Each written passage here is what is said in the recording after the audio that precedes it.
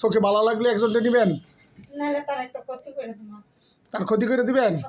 তা আমি তো আপনাকে টোটাল গিলা আমার আয়তের মধ্যে নিয়ে আইছি, টোটাল গিলা আমার আওতার মধ্যে নিয়ে আসছে। আপনি কীভাবে তার উপরে ক্ষতি করবেন?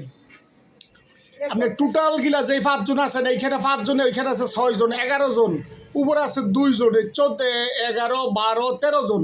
এই 13 জন ব্যক্তি কী করবো বলেন? 13 দিন সবটি ধরে কি একবারে দিব কেল্লা ফালাইয়া? না, ফালাবো না কেন? এত ভয় পান তাইলে আমার কাছে আইলেন কীভাবে? আসার সময় একবার ভিতরে এই এসিতে ঢুকলো না যে হুজুরের কাছে গেলে সব কেমত বানাই দিব? আপনি তার সাথে বিয়া দেন, সে সংসার করো। আরে বেদব হেলোকে কেমনে দিব? তার স্বামী সন্তান আছে, তার লগে তারা কেমনে দিব? কি বলে না বা? এত ভালো না। হ্যাঁ, বালা আছে মন্দ আছে এটা পরে। তো তার স্বামী সন্তান, তার স্বামী তারা তালাক না দেওয়া পর্যন্ত, না ছাড়া পর্যন্ত, তার উপরে তোর আইলিকে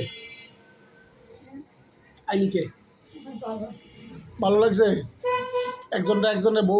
একজনের বউর উপরে ভালো লাগলে তার নেওয়ান গেছে, এটা কোনো কথা হইল? না, আমার ভালো লাগছে, তার লাগে আমার সংসারে অনেক কিছু হয়ে গেছে। এই কথা না? তাহলে কতদিন ধরে তোরা তার পিছনে লাগছস? তার কাছে 1 মাস ধরে? 1 মাস ধরে লাগিয়া তারা পারছস না এইভাবে নীতি বইলা? শুধু শরীরের মধ্যে বিভিন্ন আক্রমণ করতেছস, রুমে থাকতে দেস না, আর ঘুম বন্ধ করে দিছস, খাইতে বইতে শুধু অস্থির ভাবর। এই যে এগুলা করতেছস, তার মাথা ব্যথা, মাথা যন্ত্রণা, শরীরে বিভিন্ন জায়গায় ব্যথা যন্ত্রণা, এই যে এগুলা করাইতেছ, এগুলা কি ঠিক হইতেছে? ঠিক হইতেছে? ঠিক হইতেছে? হ্যাঁ? হ্যাঁ ভাই, আমি নিলে ভালো হয়ে যাবো। হ্যাঁ, যদি তুই নিয়ে যাস তাহলে রুগী ভালোই যাব। তাহলে হ্যাঁ নিয়ে যাবি, তার স্বামীর কাছে অর্ডার নিয়ে নে।